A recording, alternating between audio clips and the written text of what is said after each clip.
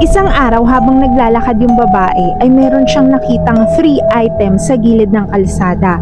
Agad niya itong tiningnan at isa pala itong mirror, pero yung mirror parang bumubulong sa kanya na iuwi na siya. Kaya naman dali-dali siyang inuwi ng girl sa kanilang bahay at ayan, binuksan niya na yung mirror.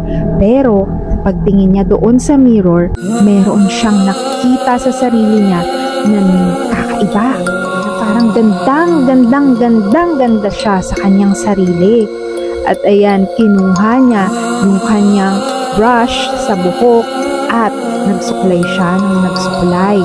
Alam niyo ba yung pagsusuklay niya?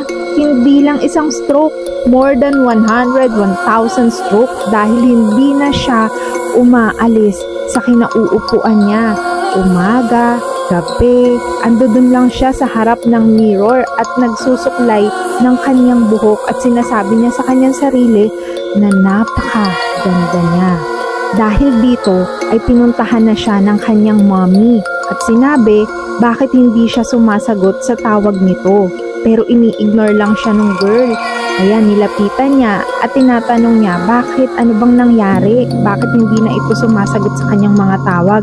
Pero parang natutulala na to sa mirror.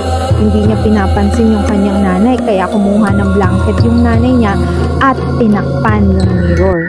Dun pa lamang na balik sa reality yung babae at sinabi niya, bakit? Anong nangyari sa akin? Sabi ng nanay, ilang araw ka nang hindi sumasagot sa mga tawag ko. Pero sabi ng babae, wala naman akong ginagawa, nakaupo lang ako dito. Pero hala, nalaglag yung blanket na nakatakip sa mirror. At pati yung nanay ay napatingin na rin sa mirror. Kaya naman, na-hypnotize na rin siya nito. At sinabi nila sa kanilang sarili na ang ganda-ganda nila. Hindi na sila umalis hanggang sa, hala, ano na sa kanila?